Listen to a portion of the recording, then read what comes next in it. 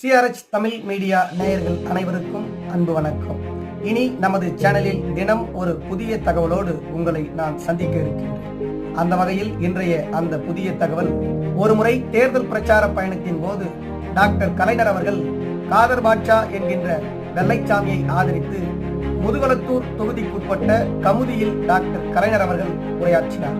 தேர்தல் பொதுக்கூட்டம் என்றல்லாமல் அது ஒரு மாவட்ட மாநாட்டை போல் மக்கள் வெள்ளம் திரண்டிருந்தது. கலைஞரின் வார்த்தைக்கு வார்த்தை அங்கே கரகோஷம், சிரிப்பு, ஆரவாரம் என பொங்கி வழிந்தது. இறுதியில் கலைஞர் இங்கே கூடியுள்ள கூட்டத்தை பார்க்கும்போது இந்த ஊர் முழுமைக்கும் திமுகவின் அசைக்க முடியாத கோட்டை போல் படுகிறது. ஆம், இந்த ஊரின் பெயர் கமுதி, திருப்பினால் திமுக தானே என்றதும் அந்த சந்தைப்பேட்டை மீண்டும் மக்கள் வெள்ளத்தில் கரகோஷத்தால் ஆரவாரத்தால் அதிர்ந்தது.